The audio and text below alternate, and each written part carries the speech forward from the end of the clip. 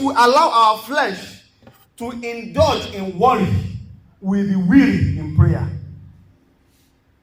Worry is a manifestation of the flesh that weakens our mind. In fact, the weapon of worry is aimed at weakening and discouraging you to pray. When the enemy invades your heart with worry, what it is aimed at is to make you lose confidence in the process of prayer. Worry is a target at your confidence towards the process and engagement of prayer. That was why Hebrews says, I think 10:35, is that do not cast away your confidence, for it has a great reward. Worry is an indulgence of the flesh. And what is worry?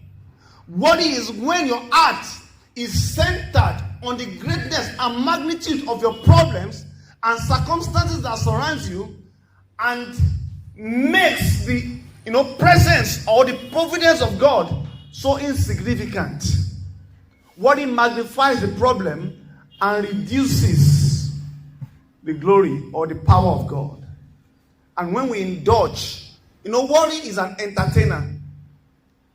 And most of us like to be entertained by it. When we subject our heart to be entertained by worry, we'll be weary to pray. So watch against worry. So when Jesus says, watch and pray so that you don't fall into temptation, one of the things he's saying you should watch against is worry, anxiety. And Philippians says, make sure you are not anxious about anything, but by prayer, with what? Thanksgiving. Let your requests be made known to God.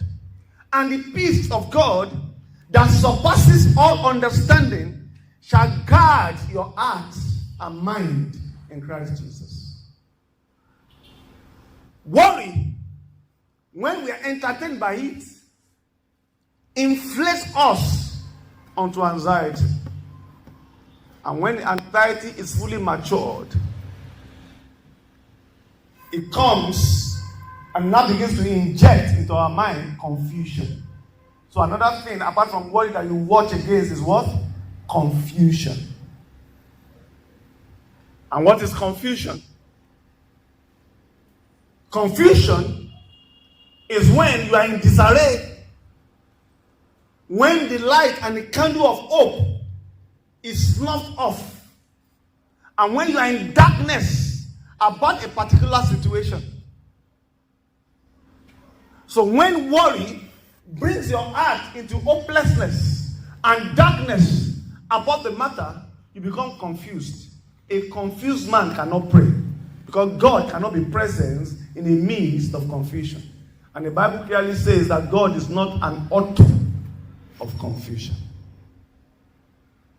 So when confusion consumes our minds, what it's simply doing is that it's preparing us to be derailed and to be plucked away from where the mercy and the favor of God can reach us.